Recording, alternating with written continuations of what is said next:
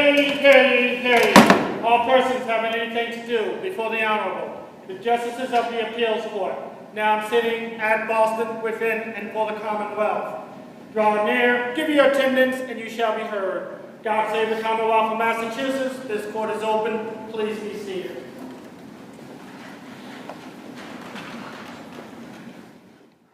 Good morning, everyone, and welcome to this sitting of the Massachusetts Appeals Court. It is my great pleasure to be sitting this morning with Justices Singh and Hand, and my name is Gabrielle Wolhogen. So before we get started, I'd like to just repeat a couple of ground rules for everyone. You can stay there or sit down, whichever you prefer. Each side, we have a list of 3 cases today. There'll be no morning break. Each side receives 15 minutes to argue, and the appellate courts in Massachusetts do not permit rebuttal, so don't reserve time for rebuttal. You can assume that we have read your briefs, and if not all, the majority of your appendices. And so you can start your argument wherever you'd like. You don't need to spend your time telling us what the case is about. We know that already. So with that, I'm going to call the first case. Finding my eyeglasses. But I think it's, I hope I have the number right, 2022 P0062, Commonwealth versus Brandon Carrion. And Attorney Colangelo? Correct. That was smaller print. Sorry about that. We're ready whenever you are. May it please the court, my name is Tristan Colangelo on behalf of the defendant appellant, Brendan Carrion. In the brief, there were 2 issues raised: whether the due process requires clear and convincing evidence that the defendant violated the terms of probation by committing a subsequent crime, and whether the trial court's finding that Mr. Carrion violated the terms of probation where it failed to issue written findings of fact or rule on the reliability of hearsay evidence. As to the first issue, as to whether due process requires a clear and convincing evidence standard, at the time the brief was filed a little over a year ago, there was, I thought, an opening to present the argument to the court that recent SJC precedent had perhaps allowed such a review. In the past year, a number of decisions have come down that seem to affirm the preponderance of the evidence standard, and unless the court has any questions on that, I think that's probably an argument better raised in an application for further appellate review directly to the SJC. Right, so you raised the argument in your brief, and we'll just consider it on that basis. You don't need to spend time at argument. Thank you, Your Honor. Regarding the second issue, whether the district court failed to issue written findings of fact or determinations of reliability of the hearsay testimony, the issue of written findings of fact is reviewed under harmless error because it does deal with raised issues of due process. And Rule 8 in controlling precedent is pretty clear that written finding facts are required. They're necessary. While the judge did check off the box indicating that he found Mr. Carrion in violation of his probation based on the testimonial and evidentiary evidence presented at the hearing, the space where the judge would then cite which evidence or present findings of fact upon which the basis of that determination was made was left blank. Go right ahead. Go ahead. May I ask you a question? Are you arguing that the judge did not make sufficient subsidiary factual findings regarding the reliability of the hearsay? Or are you arguing that the judge did not, or maybe you're arguing both, that the judge did not make findings of fact regarding what happened?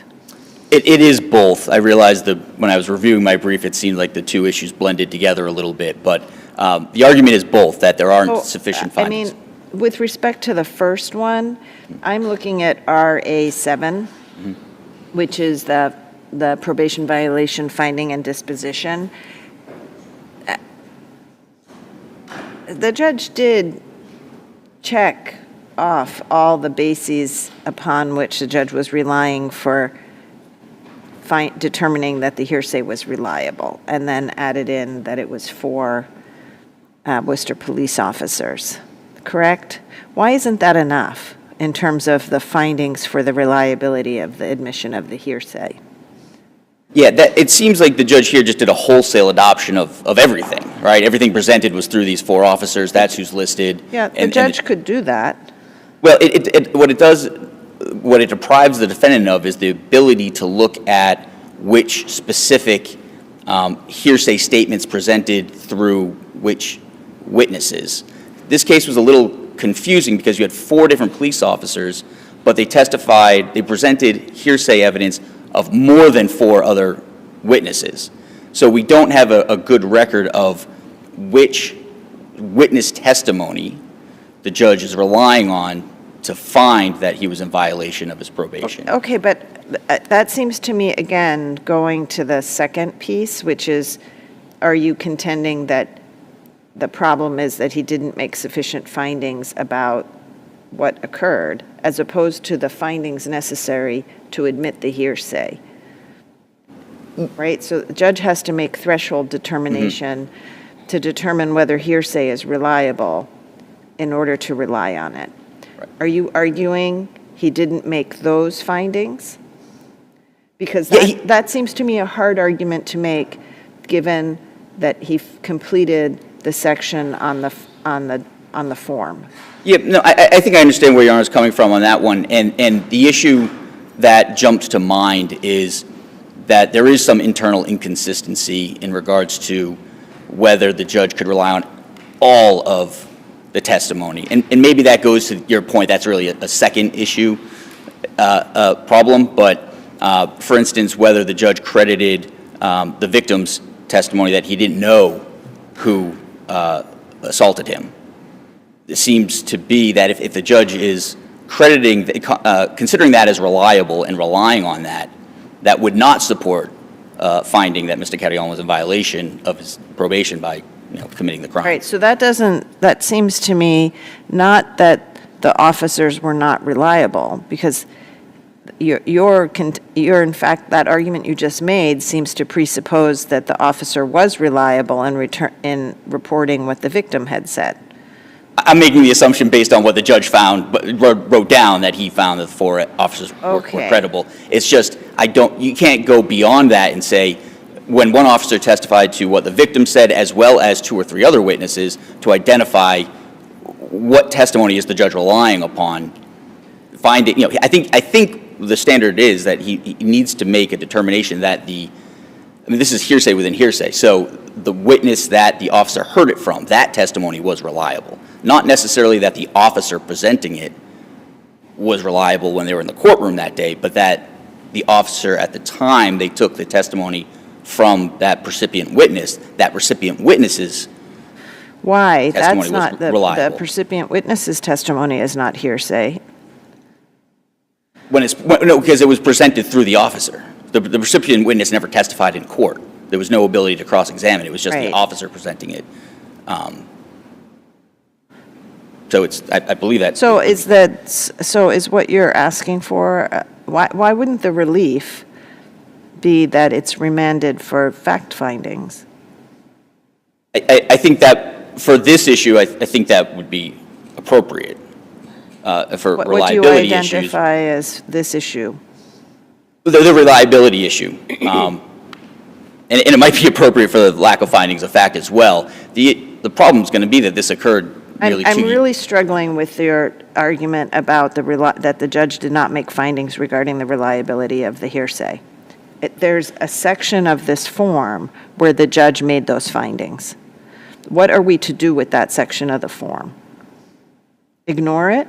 No, I think the way I understood it was that the reliability determination was whether the recipient witness providing the testimony to the officer, whether that was reliable or not whether the officer who testified in court that day was reliable themselves.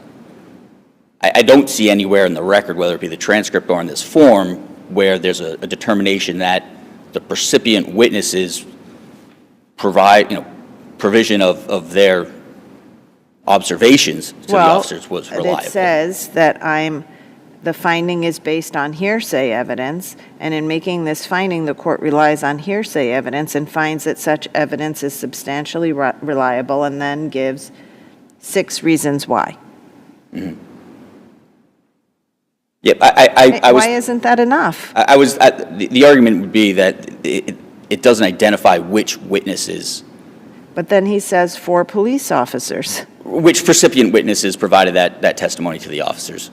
Is the recipient witness testimony inconsistent? Well, I believe it is if you would consider the victim's statement himself that he was unable to identify who Okay, committed. but how is that inconsistent with the other witnesses who testified to other circumstantial or direct evidence of what they observed? The only way to find Mr. Carrion in violation of his probation for this reason would be a number of different inferences all taken together that he was the only one that was in the area and that committed the crime. Okay, but It just doesn't seem likely that that the victim would be unable to identify Mr. Carrion. well, there had been discussion that both parties involved had been drinking. Is that correct? There was And that, testimony about that. Some time had elapsed. It wasn't necessarily clear what had gone on in the elapsed time, and the victim had been stabbed by someone, right? So, That's undisputed, that's right. so if you were going to assume that it wasn't inconsistent that he didn't remember who had stabbed him, was not inconsistent with the other recipient witnesses' testimony, then why wouldn't the statement that all of the information provided by the Worcester Police Department officers was reliable take into account also the testimony of or their accounts of what happened from the recipient witnesses? Why doesn't that cover all the bases, I guess? Yeah, my understanding of the rule is it just requires a little more specificity as to what the reliability determination of that testimony is.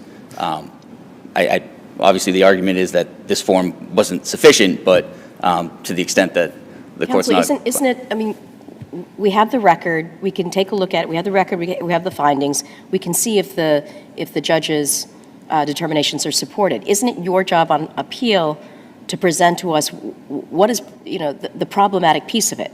You're challenging, I assume you're challenging the findings to say that there's some critical piece that the judge should not have credited because it lacks sufficient indicia of reliability. So what piece of the hearsay that came in was critical that lacked sufficient indicia of reliability, and why?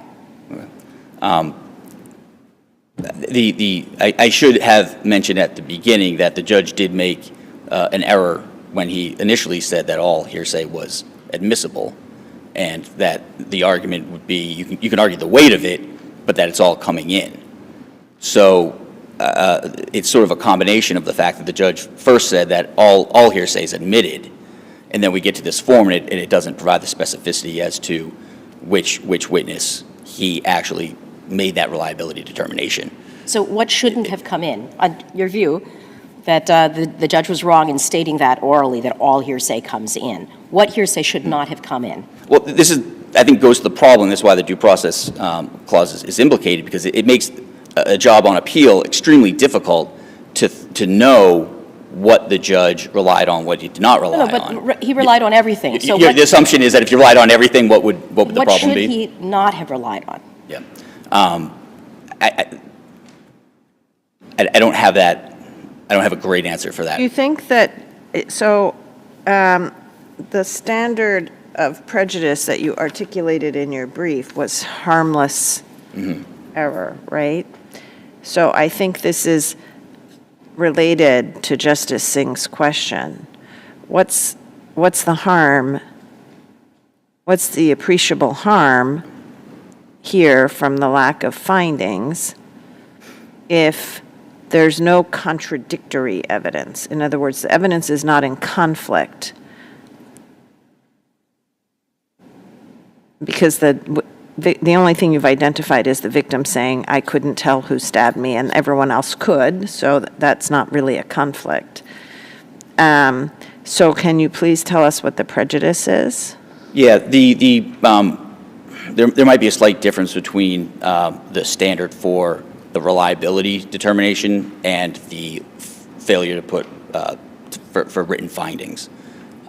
Just to flag that for the court, I believe the harmless error standard applies to the failure to have written findings under Rule 8 and precedent, and that, the concept there is that it just does deprive the appellant of an ability to review the record and make a meaningful review as to what, whether the finding of violation is actually supported by the factual I know, so, findings. but here, I mean, there was sufficient evidence. So, so I'm struggling to find out what how you would satisfy that standard with Well, respect to the absence of the factual findings. I guess that's where I land, is that there's the absence of factual findings does not allow a meaningful review here. And when you look at both the probation violation finding and disposition form, that leaves that section blank as to the factual findings. And then if you review the transcript, particularly pages 47 and 49, which the Commonwealth point to, it's completely devoid of any findings of fact at all, other than the simple finding that he was in violation of his probation. There's nothing. So it's difficult on appeal to say the judge's decision was supported by sufficient facts without knowing what those facts were. Well, we know that, right? If a violation was found, the basis for the violation was this criminal act, this criminal conduct. So he found that the facts were sufficient to make out that charge, right? You work your way backwards. And then, so you look at the record, we look at the record, we say, was there sufficient evidence in the record for that? There was. So, you know, your argument needs to be that that some evidence should not have come in. And we don't know what, you know, but it sounds like you're having a hard time identifying some hearsay evidence that came in that shouldn't have come in. Yes, Your Honor, I realize my time is up, but You may answer. I guess I'll have to rest on my brief to the extent that it identifies the failure of the written findings of fact to support the ultimate finding of a violation of probation.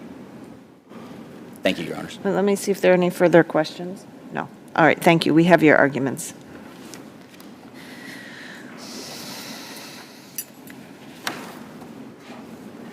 Attorney Borges? Good morning. May it please the court. Danielle Borges on behalf of the Commonwealth. The Commonwealth respectfully asks this court to affirm the hearing judge's order revoking the defendant's probation. Moving past the burden of proof argument, as we decided not to discuss that. Could you please speak up a little? Sure. I said moving past the burden of proof argument, since we decided not to discuss that, and just quickly discussing the... We haven't decided not to discuss that, so if you would like to present argument on that, you are absolutely free to. Okay, briefly, the Commonwealth would just argue that the law is clear that the burden of proof in a probation violation hearing is proof by preponderance of the evidence. The defendant's argument that the court should apply a clear and convincing evidence standard is one that's been raised and rejected numerous times. If there are no questions on that, I'd move to the next argument. Regarding the judge's findings, in open court, the hearing judge in front of the defendant reviewed the evidence and stated his findings for revoking probation. The defendant therefore had actual knowledge of the evidence that was relied on in terms of revoking that probation, and he subsequently obtained a written copy in the form of a transcript, which does satisfy his due process rights. And regarding the hearsay evidence, as discussed in the probation violation finding and disposition form, the judge outlined his justifications for his findings. He noted 6 different reasons why the hearsay evidence was reliable. What do you say are the oral findings? I would point to page 47 of the transcript, where the judge states, under the evidentiary standard that I am required to consider in a violation of probation, he's found in violation. That's not a factual finding. It's definitely, it could have been more elaborated on the transcript, but I would then point to the probation violation finding and disposition form, where he specifically checks off that he found the defendant in violation of probation based on a hearing and the preponderance of the credible evidence. Right, and then he doesn't fill in the blank there. So he says, my finding is based on a hearing and the preponderance of the credible evidence, specifically the following testimonial or documentary evidence, which he doesn't complete that portion of the form. The Commonwealth. So how are we supposed to, we can't supplant that answer, right? We can't supply it. So how do you think we deal with that? The Commonwealth would argue that this court in the Commonwealth v. Bain case found that a judge's findings complied with due process where the judge left that line blank. So even while it would have been helpful to have that line filled out, it's not necessary, and none of the defendant's due process rights were violated by leaving that line blank. And yeah. Are there any further questions regarding the hearsay evidence or? Did you cite Bain in your brief? I believe I did, but if not, the site is 93 Mass Appeals Court, 724, 2018. Bain with a B? Yes, B-A-I-N. Okay, I may be misreading, but I don't see that in your table of authorities. Okay. Bain was a slightly different factual situation, though, wasn't it? Wasn't there more in Bain than there is here? I think the court was weighing the transcript of the hearing and with the probation violation finding form that the judge filled out.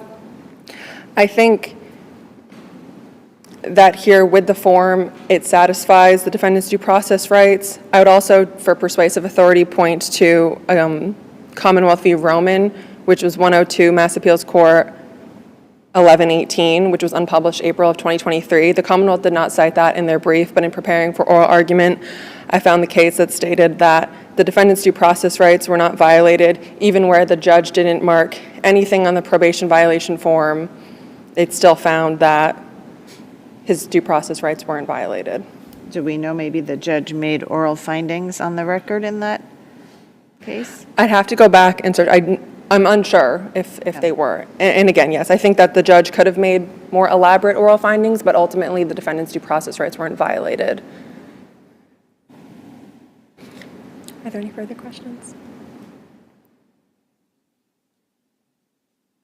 Then based upon the foregoing, the Commonwealth would ask that this court affirm the hearing judge's order revoking the defendant's probation, and the Commonwealth would rest on its brief. Let me see if there are any questions. Nope, thank you. Thank you. Thank you. We have your arguments. Thank you both, and the case is submitted.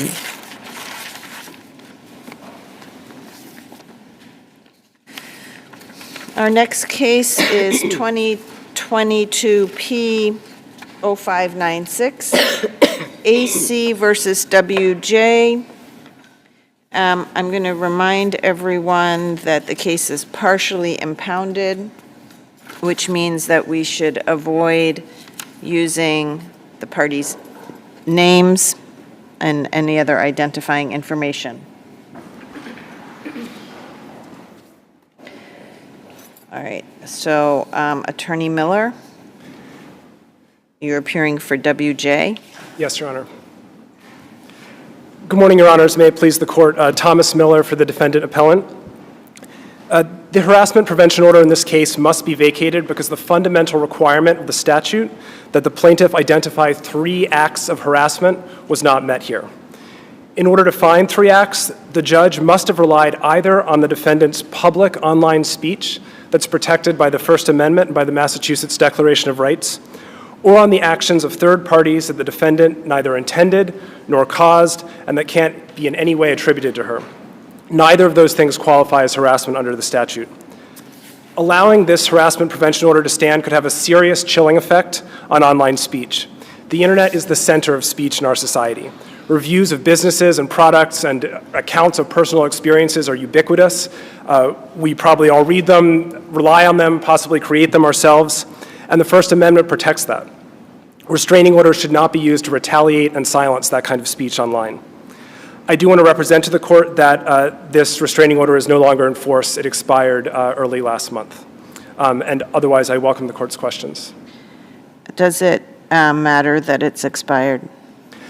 It does, Your Honor, in the sense that if this court finds that it can't affirm the order on the factual findings made by the judge, which I think are quite incomplete and hard to understand in this case, this court cannot remand it, it must vacate. That's the situation in, for instance, O'Brien v. Borowski, that the SJC decided they couldn't affirm, and because the order had expired, they vacated. Could you go over, you just mentioned, if the decision is affirmed, it has to be based on the public online speech or third-party actions. Could you go over the direct conduct of the alleged direct conduct? Thank you, Your Honor. I want to emphasize, first of all, that our client strongly denies that any of these acts ever took place, denied at the hearing. So in terms of the judge's findings of the direct conduct. Absolutely. So the judge's findings are quite difficult to understand, and they don't clearly identify the three acts, as this court has repeatedly encouraged motion judges to look at. But I think the judge does clearly identify one act in her findings. She says that there's a phone call where she credits the testimony of the plaintiff's employee, and after that, it becomes very hard to understand what the second two acts are. So the first act, according to the judge, was an insult to the plaintiff's employee? The first act, again, just taking at face value the judge's findings, was a phone call that included an insult that would not actually qualify as harassment, would be protected speech because it wasn't fighting words or true threats. And then one phrase, I believe it was, "I'll light you up," or something of that sort. Same conversation? At least on the basis of the judge's findings, that all occurred in one conversation, was one incident. Again, it's quite difficult going back into the record to reconstruct what the judge was relying on. The testimony from the plaintiff and her employee was frequently inconsistent. They disagreed about the content of the two phone calls that they testified to, but that's what the judge appeared to have credited in her findings. Was there any discussion about what that term meant, light you up?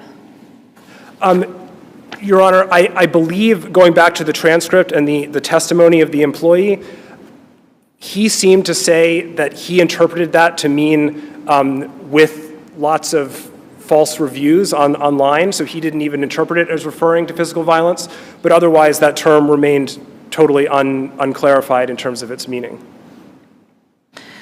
You opened your argument by referring to two different possible bases upon which liability could rest, or not liability, but an order could enter. The first being direct speech by the defendant. The second being actions or speech by third parties. And I think what you said is if it was intended by the defendant, correct? And I don't want to misphrase what I understood you to be saying in the opening comments. Is that correct? Absolutely, Your Honor. And again, Okay. I'm trying to divine the logic. So I'm trying to now focus on the second half of that, which seems to me to turn on intent. So, because it looked to me from the transcript that there was plenty of actions or statements by third parties that would be true threats, or even just physical threats. There were, that the judge could credit some of the testimony about things that physically happened, and it would be, that would not implicate speech. That would be just action, threatening actions. So the question then becomes, I understand it, that it is whether your client intended those by way of her protected speech. Is that analytically correct, at least from your view? I would say that's part of our argument, Your Honor. I think one part is the question of intent. Did our client intend for those third parties to make these potentially threatening comments? The other is just the causal connection. Was there any causal connection between what our client actually did and what was evidence of her doing at the hearing? Okay, so and let what these third me parties then did? run this by you, because I do think that's the right analytical framework for the third parties. So let's just say that a person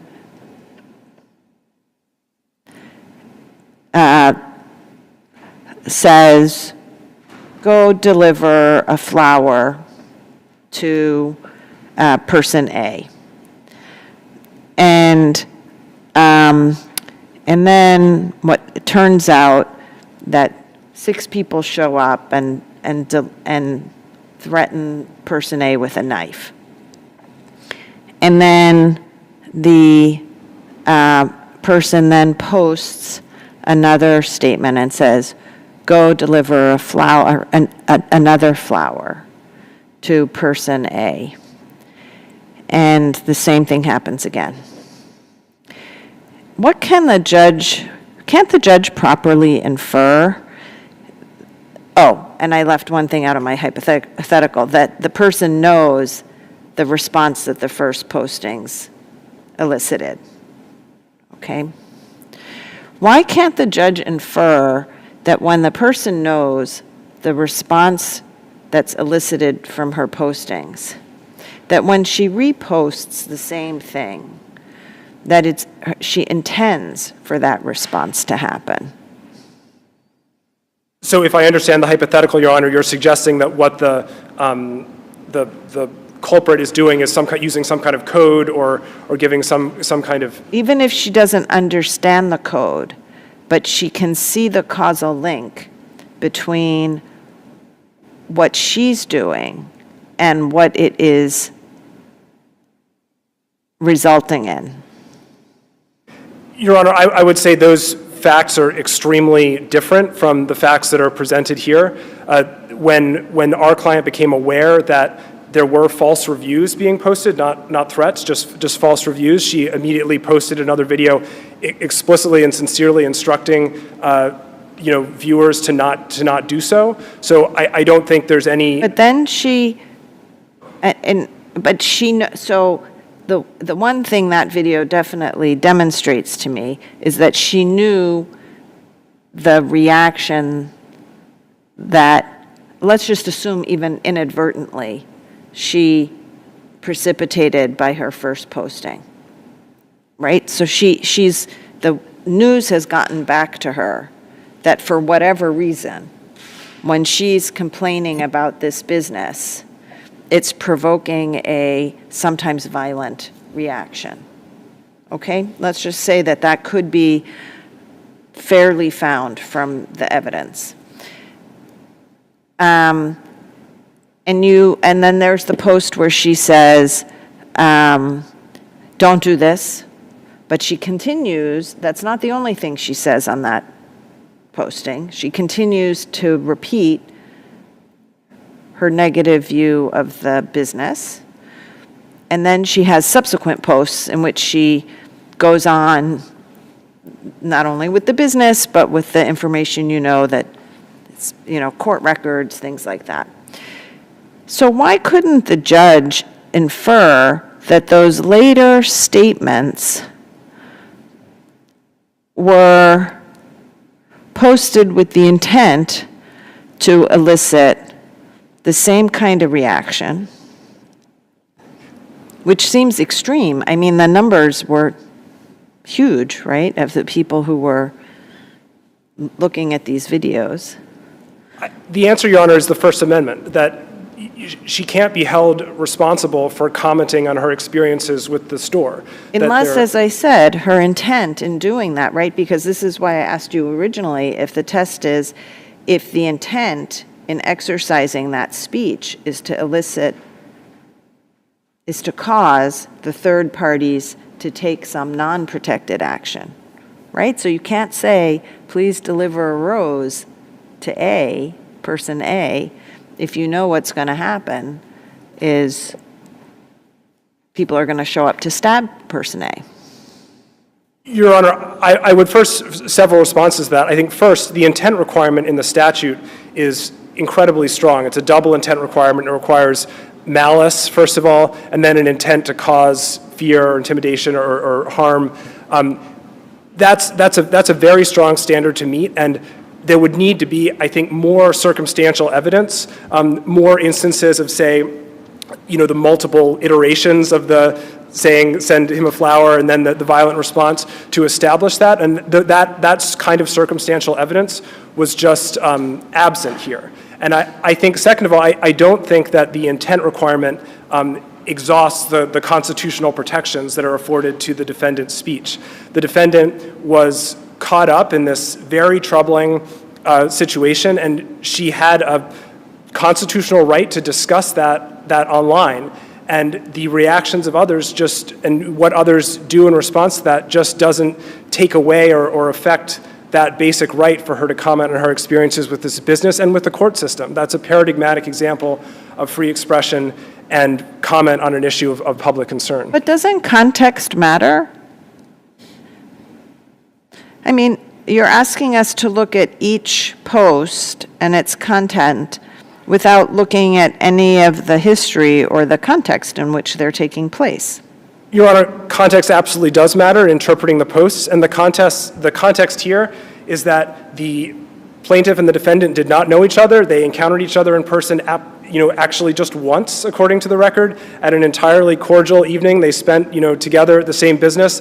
There was no evidence in the record that they ever saw each other again, had any violent interactions. This is not a case of a long romantic relationship or something where there's been physical violence or encounters. The context is really an extremely innocuous one of the defendant patronizing a business, having a mixed experience, leaving a factual review, as many of us probably have done ourselves, and getting hit with an enormous response, all kinds of different legal vectors converging on her in retaliation for her review, her commenting further on that online about her experience, exercising her First Amendment rights, and then getting penalized with a harassment prevention order for that. Let me ask you this. The posts themselves, as you state, the posts themselves sort of factually go through the experience and what she wants to express to people. But an odd thing happens where the responses, the posts end up being strangely violent and hostile and, in a way that is not reflected in the posts themselves. So when you look at this, would it be fair for the judge to make an inference that something is going on behind the scenes, in the sense that this is what's being posted, but in fact, I think this may have been part of the testimony, in fact, what was going on is in some other way, she's communicating with other people, asking them to put this kind of pressure on. Is that a fair inference from the record? So the quick analogy is you see these kinds of cases, there's some animus between two people, and the person goes out and their tires are slashed. Nobody sees anything, nobody knows, but you can make that link based on the animus that's already here and then the timing. It sounds like the judge relied a lot on the timing of all of this happening, that she's thinking something else is going on. It's not just these posts. She's eliciting somehow people to come and do this. Can that fairly be done on this record? Thank you, Your Honor. I see my time is almost up. You absolutely can answer.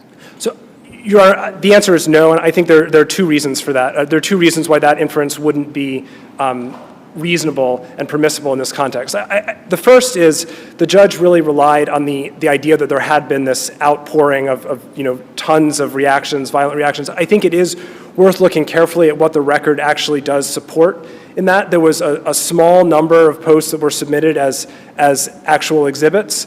It was the factual findings were very vague in terms of how many actually, what the content of these, were they just false reviews, were they angry reactions, were they threatening? That was, the plaintiff, the defendant only knew about false reviews, which are very different from violent threats. That's what she was aware of.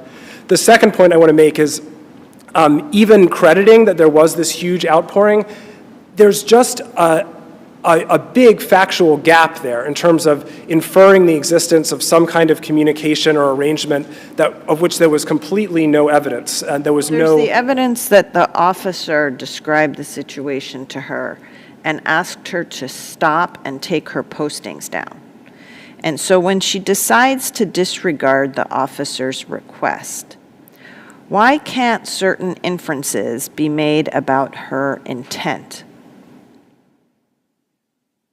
Your Honor, I do think it's quite troubling that she be expected to take down her posts, that's exactly. Troubling or not, we're talking about she is informed by law enforcement of a situation that the officer at least believes her posts are creating, gives her information about that, and asks her to remove her posts. She then, thereafter, decides not only not to do that, but, which may be her right, but then to post new posts with that information in mind. Why can't the judge draw certain inferences from her intent, about her intent, from that decision of hers? Your Honor, I would highlight that the officer did testify that he saw absolutely nothing threatening in the posts and materials that he was confronted with.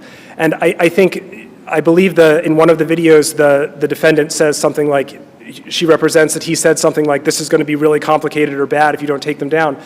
That's exactly the scenario that is so concerning here, that using legal processes to chill and retaliate against speech and prevent the defendant from expressing her views about this issue of public concern. So I think to turn that in some way against her is exactly the issue here that we're raising with the First Amendment argument. Do you have any more questions? Okay, thank you. We have Thank you, your Your Honors. argument.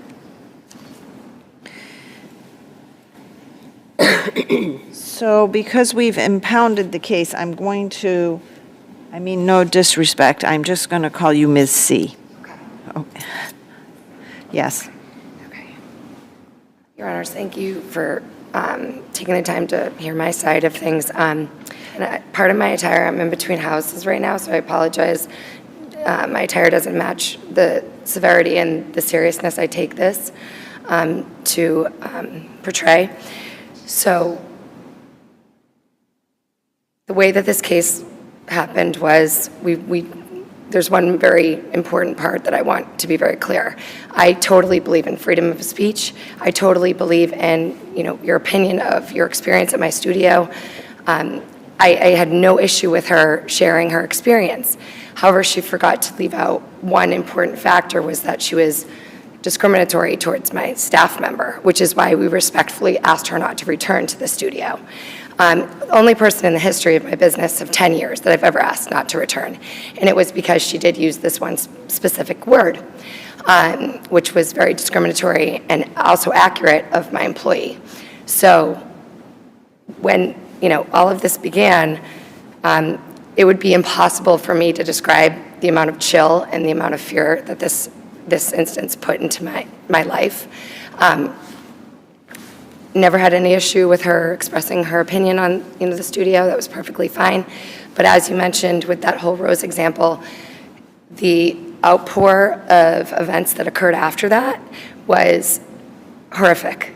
There were people from all over the world making threats on my life, my children's lives. My business, we had vandalism during that time, 2 instances of vandalism.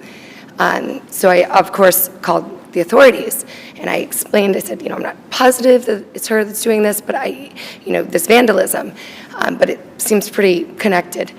So the officer did, inference that, yes, it does seem very, there was would be I'd get a message from, someone on Instagram that's never been to the studio, doesn't know me, and then immediately after something would happen, negative to the business, like vandalism or a new post. I went to bed on the night of this post, the original TikTok, and I had 50 positive reviews, all positive. The next morning I woke up and my daughter, 14 years old, came rushing in. She's like, Mommy, you have 3,000 negative reviews. It literally affected my entire family. I'm literally shaking right now, just reliving it. Could I interrupt you just for 1 minute? And I apologize for the interruption, but did you bring to the judge's attention specific posts that you considered to be threatening? And if so, what did they say and how many of them were there? So there were thousands and thousands of But posts. specifically? So there was one that said, she basically, don't mess with Asians, and I'm going to light you up. This is what happens when you F with Asians. And it just turned into like this like racial thing, which it was never about that at all. This So was that's in the res- record? That was submitted at trial? Yes. And then I had two gentlemen, which is all video recorded, and I did show the judge, who actually came into my studio, like in like sunglasses and hats, and, were purposefully trying to disguise themselves. And I asked, they came charging towards me. And I'm like, can I help you with something? And I was alone. And they were like, I just want to buy a mug, B mug. And this was the particular mug that was constantly being referenced in all of these posts. And then I just asked them to, take a couple steps back because they were making me feel uncomfortable. And, they started coming more towards me to the point of like touching me. So though that's not this particular person, it was derived from this negative review and this negative post. Which you infer from the timing of when that happened. Yeah. Is that correct? Or is there more that I There was was overlooking? countless. No, with respect to that particular incident. Exactly. Okay. And so what had happened was I never wanted to bring this to court. I really did I not. want to go back to something, though, regarding timing. So Sure. to me, it's helpful if we make clear which post you're referring to. Okay, So there's the initial Google review. right. I take it you don't contend that anything that was in WJ's Google review was problematic from your point of view. It was just a negative business review. Exactly, Okay. yes. So, and you're not contending, I take it, that are you contending that that negative review, that WJ knew that negative review was going to precipitate, I guess there were a whole bunch of new negative reviews that just somehow got Right. spawned. Is there anything in the record to indicate that WJ knew that that initial review was going to trigger this reaction from people who'd never been to your studio or anything? Not in my opinion, but I would say that the review wasn't accurate in terms Okay, of, but, I mean, but yes, that's a no, different question. Yeah, I disagree. I don't think she intended that. Okay, at that so point. there's this, so at what point, so then there's subsequent postings. Are you able to create a chronology of any of the threatening acts, like the two people who came in? Because it was not clear to me from the transcript or the comments that you gave about Asian customers or whatever, that any statements that were before the judge or actions that were before the judge as having occurred that threatened you or made you feel threatened. Are you able to fit them precisely into a chronology vis-a-vis the subsequent posts? So after the first TikTok that was presented, that's when everything really started to explode. That was the night that literally 3,000 negative reviews came in. All people who had never been to the studio. And then there was even a Harvard professor who got on and responded and said, this is the kind of thing that can really hurt somebody. Not only the business, but the person. And, I'd respectfully ask that you take it down. He, responded to her, and she didn't do that. She actually continued to post. But it was during that first two TikTok posts that things really exploded, and that's when I had, people coming in, threatening my life, breaking my pottery outside that we, leave on the street to sell.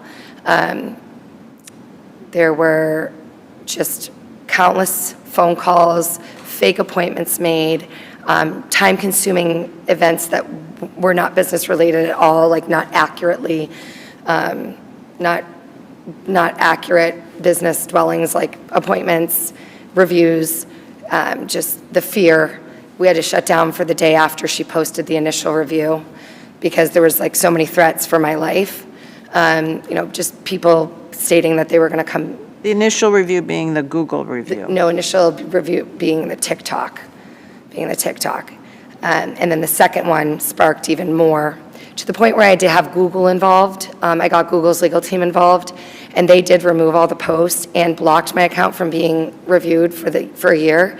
And I will tell you that about a month ago, when the HPO was lifted, I had it blocked for 1 year. The moment the block was lifted, we started getting negative reviews again immediately, as soon as the HPO was lifted. And I'm telling you, the same exact day. So I can show you the email if you'd like to see, where I contact Google again, and I said, would you mind actually throwing it back on there for, like, let's see if it, this will quit in 5 years. And so they put it back on. The Google team has been awesome. Travelocity is still being severely affected. Not Travelocity, pardon me, TripAdvisor and other platforms of people who have never been to my studio and are continuing to make these threats. How long after the first Google review did the first TikTok posting, was the first TikTok posting? I believe it was within a couple days. It was definitely very close. I don't know exactly, but it was definitely very close. And after I started getting the threats and I got the police involved, did not want to get the police involved, I did not want to go to court, none of it.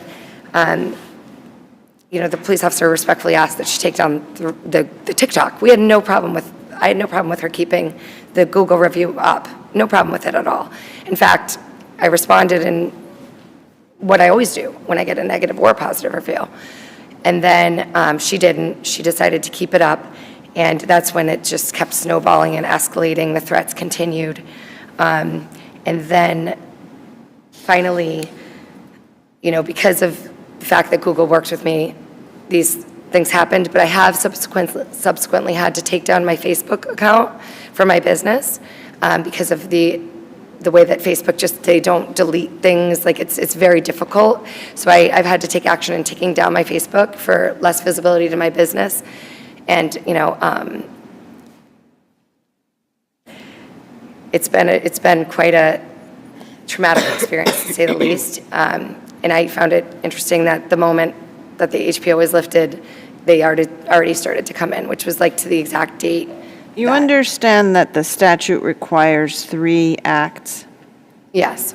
Okay. Can you tell us just 1, 2, 3, what the 3 acts are in your view? Right. So there was the initial interaction, which was positive.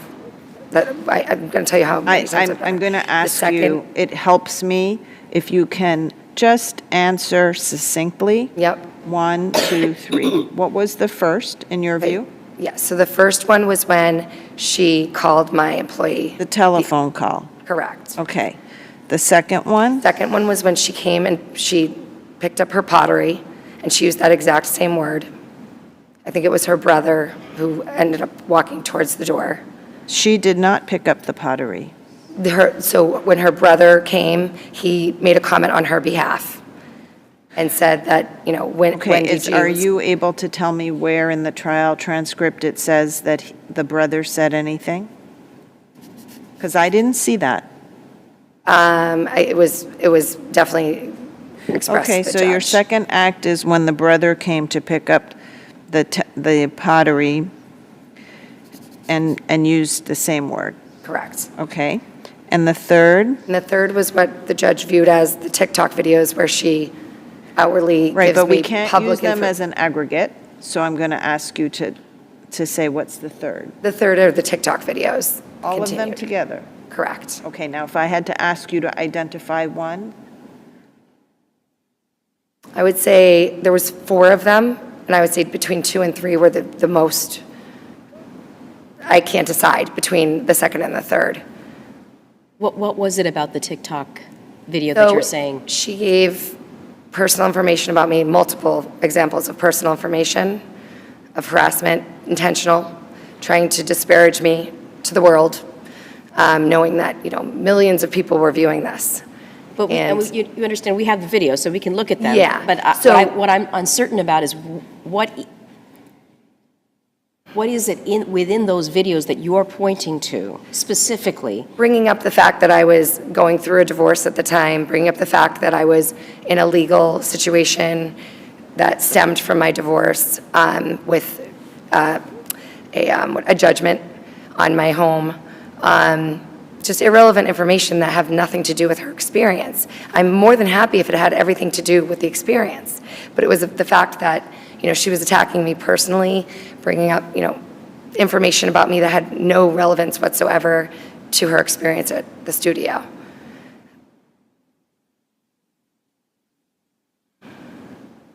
And being asked repeatedly by law enforcement, which are the higher, powers that be, to just simply take it down and, not continue this absolute tirade on my life, which still continues today. And I respectfully ask that you don't allow this appeal to go through, because I'm afraid that she is not going to relent, and I'm afraid of what. You heard, heard Attorney Miller say that the order has expired. Yes, There's been no subsequent order, I take it. not yet, no. I did file a defamation of character lawsuit against her, and I did drop that respectfully because I hadn't had any, continued effort towards her, from her, and so I respectfully dropped that lawsuit. So to be here today is a bit upsetting for me, because I've had put countless hours and energy and effort into this harassment. Okay, let me see if there are any further questions. Okay. Just when the date came for this order to expire, did the parties appear on the expiration date? Did you appear? No, no. And if you don't mind, if I could add one more thing. There were 2 dates, which I'm sure you already know, in court. There was the first date, and then she tabled it so we could all just, We know that.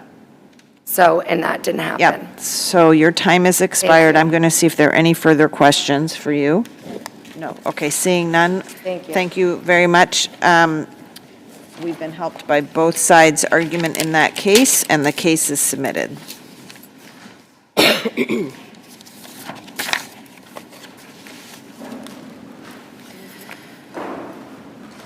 All right, the next case on our list is 2022 P0915, Paul Jones versus Montechusets Regional Transit Authority.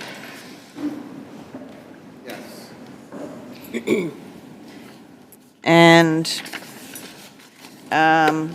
Mr. Jones, take your time. May it please the court, my name is Paul Jones. You can set yourself up. Take your time to set yourself up. Okay. We're ready whenever you are, when you want to start your argument. And you'll have 15 minutes to argue. Okay, I see the clock here. May it please the court, my name is Paul Jones. I'm the appellant in this case, pro se.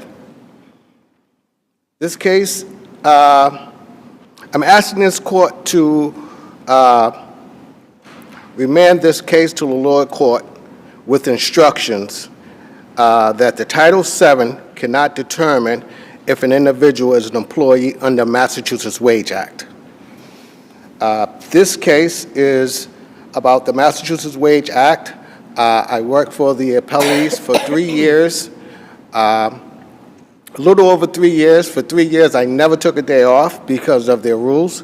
And basically what happened was I had a federal Title VII case for discrimination, retaliation, and hostile work environment. It was stalled during the pandemic. So I filed the case here. That hadn't been adjudicated yet. It was in the discovery phase, practically. And when I filed this and came to court, the appellees claimed that the case had already been adjudicated, and I shouldn't be here, and that wasn't true. You'll see in the record that I got the transcripts and everything from all 3 hearings where the appellees said that the case was adjudicated, so they claim preclusion. But in order to do that, it has to be a prior case that has been adjudicated.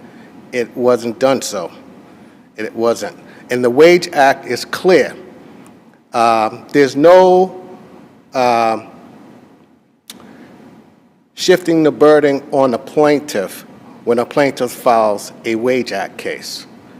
Usually it goes forward, and the appellees or the defendants, they do the ABC test. But just to step back, and I'm sorry to interrupt you, but Mr. Jones, you as the person contending that you're the employee under the Wage Act have a burden initially to prove that you provided services to the ostensible employer, to MART. Yes. Right? Yes. And in this instance, from what I see in the record, your complaint alleges that you created a corporation in order for the corporation to enter into a contract with MART, Yes. and that the MART required that you be an independent contractor in that way. Correct. Under the Wage Act, one can't hide behind a contract. The Wage Act clearly, specifically, it's a strict liability, and it says anyone performing a contract, anyone performing a service is deemed an employee. For the employer, right? Yes. But the argument that I think that MART is making is that, in part, that you are not an employee of MART, you are an employee of the corporation that was formed in order to have a contract with MART. Yes, that's one of the arguments that they're making, but there can be a joint employment also, because whoever in previous, I've quoted a lot of case laws and for the Independent Wage Act, and all of them pertains to the plaintiff having a contract under a corporation. So they mandate that you have a corporation and that you work for the corporation. I'm transporting their clients throughout Massachusetts. I'm providing them a service.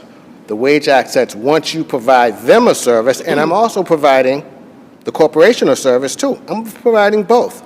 So once I provide them a service, they are deemed my employer.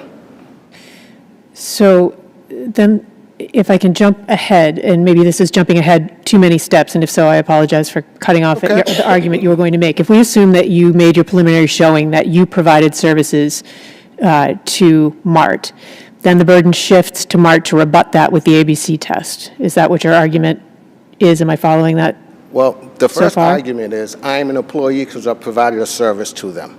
I personally transported their clients to doctor's appointments. I'm a transportation company, they're a transportation company. I provide, that's my first argument.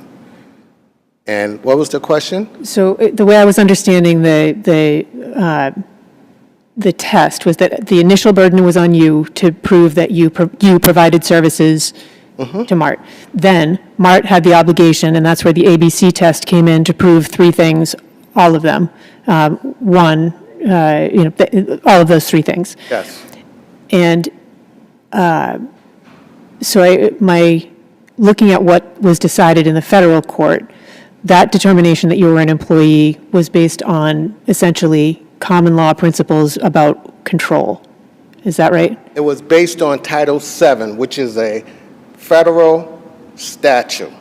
Even the late Judge Grants has said, it's in my my reply brief, he has said, you can be deemed an independent contractor in one case and an employee in the other. This is well-settled law, and the SJC has said that. And it's in my, I believe that's the first paragraph. So assume that I'm with you on that, and that my reading, at least personally, my reading of Judge Hillman's decision was that he determined that considering issues relating to MART's ability to control your work, that you were not an employee of MART. That was in the federal court action. Under the Title VII, yes, Right. correct. Then looking at the ABC test, if that test requires part and understanding that it may be a more protective test, that under Part A deals with the issues of control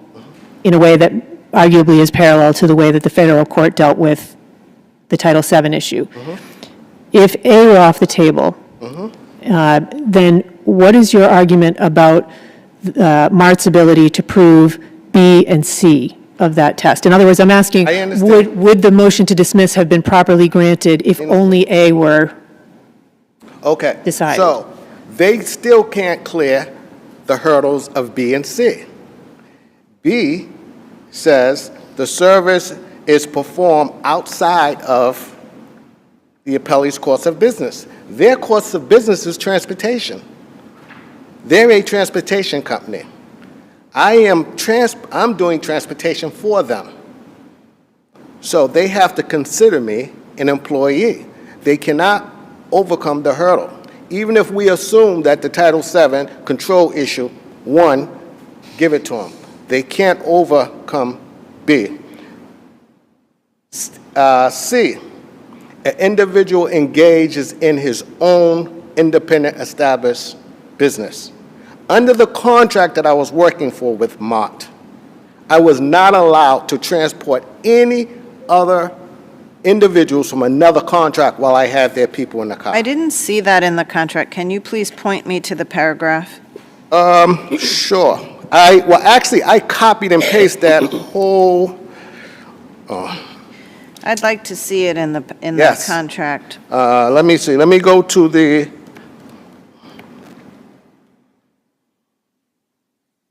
well, actually, yes, I'm going to find it, but anyway, So I'm on the contract, which begins on Record Appendix 35. 35, gotcha. Oops. I think that's the contract. And I didn't see a provision in there 35. that says that I can't you transport. can't transport, you can only provide transportation services exclusively to MART. No, it didn't say that. It said Okay, I so can't mix the clients. Oh, that's a different story. It looks like on the same trip. Please show me the paragraph so I can know exactly what you're relying on. Okay, you want me to show you the I paragraph? want to that- show you, I want you to tell me the paragraph that you're relying on for the statement that it precludes you from providing services to anyone else. No, it's not there. What it precluded me from doing was mixing clients. And if I have a schedule with them all day, I can't work for someone else. Okay, what I understand that, show me the paragraph and then we can talk about it. Okay. This is going to take up a lot of my time. I don't know where it's. Is it possible I can resend it to you after? Because I only have 5 minutes left. Can I send it to you after? Well, what I understood that paragraph to say is that you can't be transporting a MART customer and a non-MART customer at the same time. Correct. Okay, but it doesn't say you can't transport non-MART customers at other times. No, it doesn't. Okay. You're absolutely right. So it doesn't preclude you from transporting other customers No, it precluded me from transporting, mixing. at the same time. At the same time. Okay. You're correct. All right. You're correct. You had just mentioned that, but the problem with that is that all of your time is spent taking their clients. Yes. So you effectively have no ability to really have an independent enterprise. Exactly. I can't, because if I'm working for them, they will give me a call at 9 to 10, and then won't give me another call to 12 to 3, and then from 3 to 5. And it's no way that I can work for someone else during that time. Nobody's going to hire me for 1 hour a day. You had the right under the contract, if I understand correctly, but correct me if I'm wrong, to turn down MART assignments? Yes, but I would get penalized. You would get penalized if you turned down several. I've gotten penalized over $10,000 in the last 3 years for turning down trips, being late, whether it's not my fault or what, on a highway or whatever, you know. And another thing they was doing in the contract that was, you know, far as control under the Wage Act. Every time I got paid every 2 weeks, they wanted a list of everything I did with the money, of who I pay, gas, supplies, utilities at my office, tires, anything that had to do with the business, they wanted an accounting of that.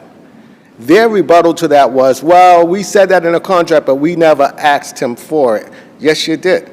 You know, they control me. I had badges. I had to go to their facility and train. I couldn't do a call until I trained at their transportation facility. So they can't get over B because they're in the same business. And even Hillman, even Hillman's decision in the federal court, he said that Mark is in the same business as Mr. Jones, a transportation company. And under the Wage Act, you have to overcome all three. They can't do it. They can't do it. Can you tell me what the status is of the individual defendants you originally named? I take it you're not... Say that again? There were some individuals you named as defendants? Yes.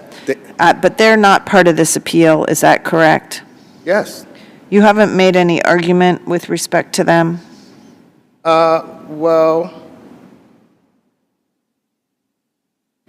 no, I haven't. But Okay. I made an argument in my in the court, in the transcripts and everything, regarding that they were managers and supervisors that controlled the day-to-day operations, and under the Wage Act, they're eligible to be sued individually. And one other thing before, because I only got a little bit of time, the appellee's attorneys in a SJC case that just came out in April, Roters versus City of Methuen. The SJC just ruled on the Wage Act. It says what it means and it means what it says. In that case, the attorney interjected interest into the statute. And interest is not in the statute. It's not the Wage Act interest. And even in my case, she's interjecting Title VII. Title VII is a federal statute. It's separate. Even the late Judge Grant says you can be found an independent contractor on one case and an employee on the other. The Employee Wage Act is strict liability. It means what it says and it says what it means. You can't interject words. It's not the Wage Act / Title VII. It's apples and oranges. The wage, if they want it like that, I think the legislation would have made it like that. The Wage Act is the Wage Act. The Title VII is the Title VII Act. Any other questions? No, and I think we understand your argument. So, and we have your brief. You have a few Yeah, and the seconds left. last thing I want to say, they have to overcome the ABC test. And I would like you guys to remand it, and like I said, to let him know that you can't mix the Title VII decision with a Wage Act decision. Thank you. Thank you. Is it Attorney Decker? Sorry. Is it Attorney Ecker? It is, yes, Attorney Ecker for defendants.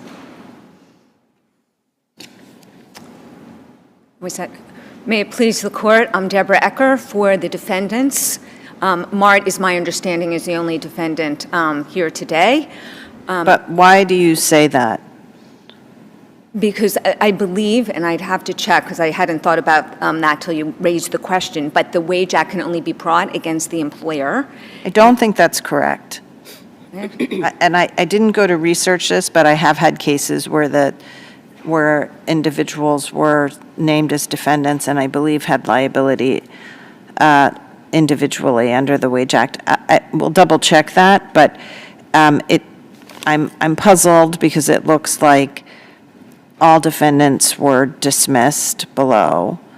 But if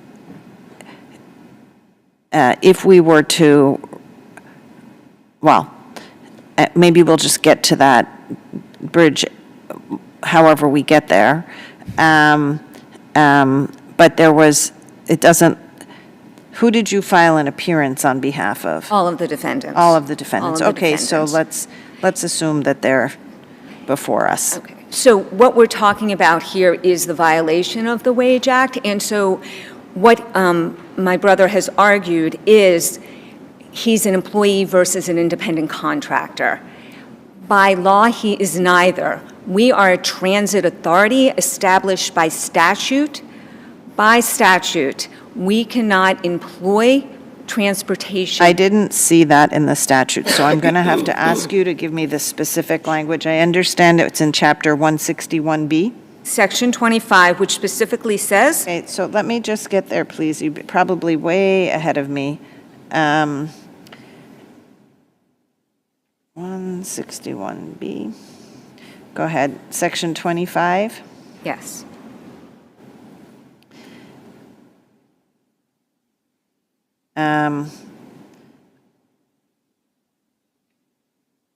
So,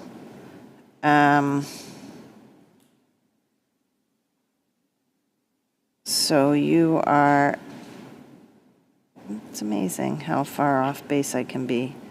Don't stop, just. I can tell you what it says. It Yep. says, "Nothing in this chapter shall be deemed to authorize or permit any authority established by this chapter to directly operate any mass transportation service."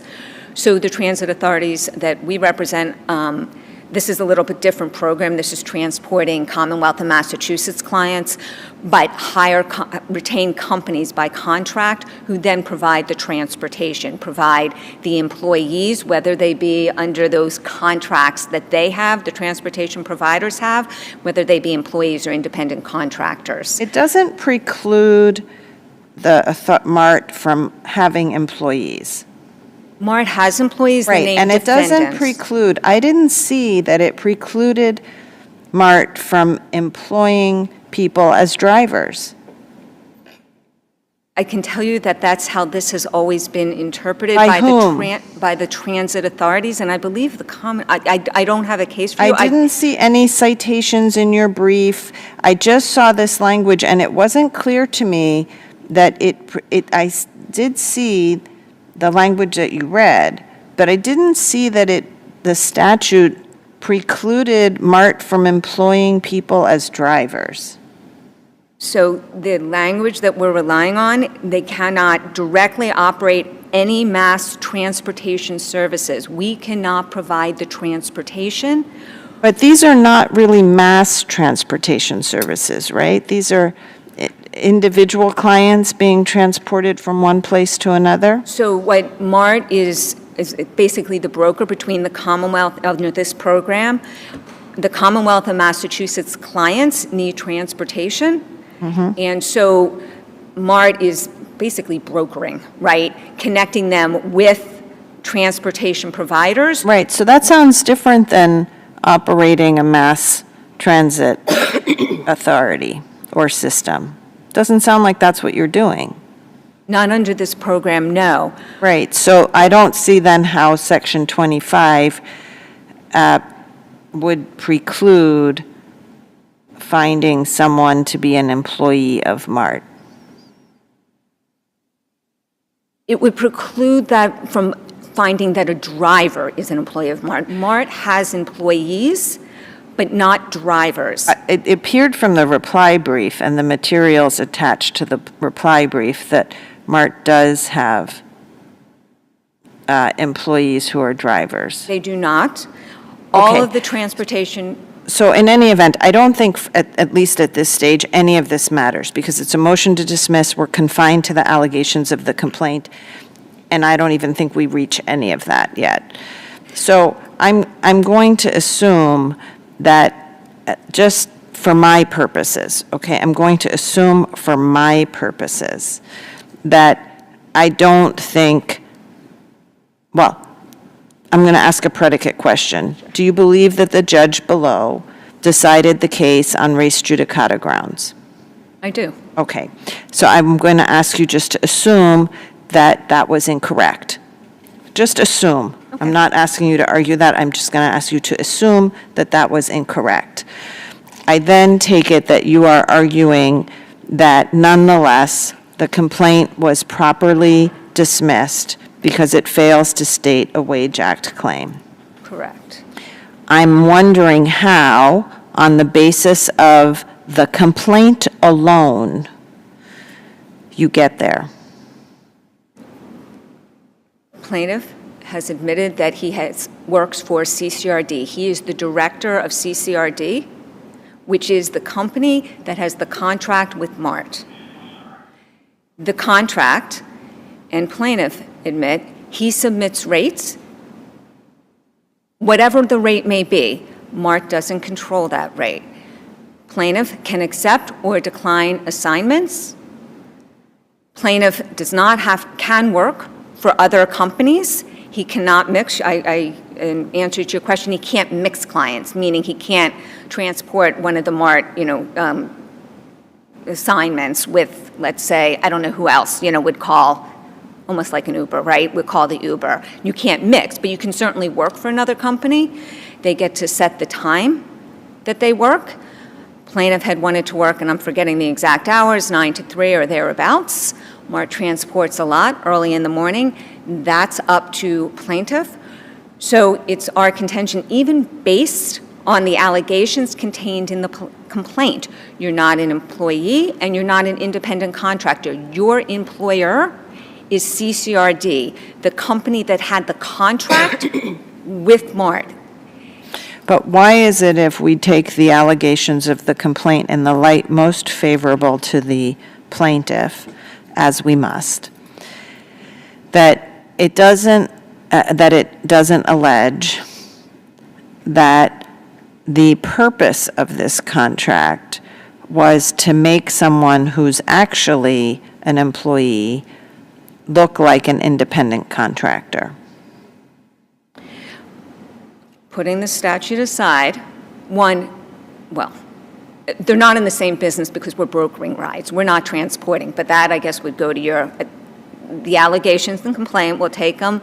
Take them, you have to take them as true. We're not going to upend the law of motions to dismiss for this case. Right, and we're, aside from the res judicata effect. Right, of the federal I'm court, setting that to the We're taking that side. out of the mix. Yep. Again, there's no the control issue, even based on the allegations contained in the complaint. The simple fact we have this contract, this isn't like an Uber situation where they contract directly with the individual, and I'm using them as an example, but with the individual drivers. This is CCRD, whom plaintiff is an employee, and the director has other employees, or at Do least we know all of this from the complaint itself? I believe so, Your Honor. If not, it's in the federal court complaint. But it's got to be in this complaint, right? Well, not necessarily. I think Your Honors on a motion to dismiss can take other pleadings into account. No, not for sufficiency of not for the sufficiency of the pleadings. Okay. It seems to me that all the issues you're bringing up, trying to sort of bring out factors establishing or not establishing control, this is all ripe for further discovery and evidentiary hearings. But we had that, Your Honor, in federal court. We had a federal court complaint that was filed, and the sole discovery was on whether he was an employee. That was it. Well, but, Pursuant to the Wage Act. right. Not pursuant to the Wage Act, but there were findings that were made. Are you saying that they're exactly the same, the determination of an employee under the federal case and the Wage Act? They're not exactly the same, but the factual findings made in the federal court go to all of the 3 standards that are here in the state court. It goes to control, it goes to the business, it goes to... See, but if the definition of employee is different in the other action, then the plaintiffs or the parties are motivated differently as to what factors they're going to establish. If it's a different definition under a different action, then you're going to be motivated to present other evidence. Respectfully, Your Honors, this was broadly argued in the federal court, and I hear what you're saying. There were depositions that were taken, and again, the evidence really is the same that was put in. We have a contract, the assignments, that you can take, you cannot, you can't you can do your schedule. Same issues, same that would arise here, same facts that would arise here. And again, I refer back, one, to the statute as well. The contract is with CCRD. I hear what you're saying, but the contract is with CCRD, and maybe I'm confusing complaints, but my brother had other employees. One of the complaints was that he had to fire his employees because there wasn't enough business from Mart. That I don't believe was in this complaint. Okay. I mean, I don't know, you probably know better than I did, but I have I've read the complaint, I don't remember seeing that. So the state court judgment indicated that the findings of the federal judge were being adopted. Correct. And you think that's appropriate in the state court action on a motion to dismiss? I do, Your Honor. I do. I don't think you should be able to file, two, when the decision, and in fact, the lower court initially stayed this case while discovery was going on in the other case, so that they had the benefit of having that decision so that there wouldn't be discovery as well. We had filed a motion, so when we originally filed here. So all those factual findings could be, what I'm trying to get at is all those factual findings could be adopted and supported by what's in the complaint, or is the judge really looking at something beyond the complaint at that point? The judge in the Superior Court, Yes. you mean? Okay. So the judge in the Superior Court read what was a pretty detailed federal decision, adopted, as I understand it, the facts. Right, to undermine the allegations of the complaint. Correct. I've never seen that done on a motion to dismiss. Do you have a case that says that's permissible? I don't. I actually, that's the sole reason this case there was stayed, so that we can get this federal court complaint. I mean, right, I'm not saying that was correct either. I hear you, but Okay, if I mean, not, the problem is, it may be that people jumped the gun.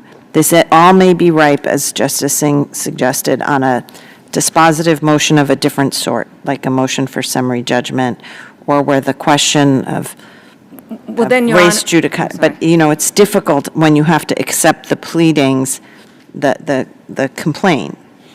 Then I would say, Your Honor, because it was stayed, our original motion to dismiss then here should be heard on the statute, which I understand you don't see the same reading in, but 161B, Section 25, Mart does not hire employee drivers. Right, well, we could affirm on any ground. So, and you've raised that as an alternate ground for affirming the dismissal.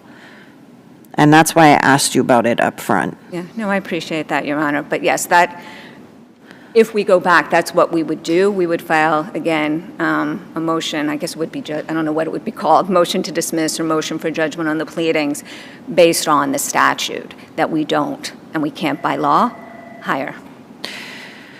I'm actually going to ask, do you have any more questions? Do you have any more questions? Okay, I'm going to ask each side to file a supplemental memorandum of no more than 5 pages each. Each one of you to file that within 7 days of today, so next Thursday, if I have my days of the week correct, on Chapter 161B, Section 25. It's limited to that, so that you both understand we're not looking for just some free roaming briefing. Limited to that, and in particular, it would be very helpful if there are any cases or other authority construing that section. So that I did not see in the parties' briefs. You argued about what it means and what Mart does, but I understand from the argument today that people say that there are either agency or other decisions interpreting that section, and I would like to know what those are. So or I should say, we would like to know what they are. And so, do you understand, Mr. Jones, what I'm asking you for? The most helpful thing here is that it be content-heavy.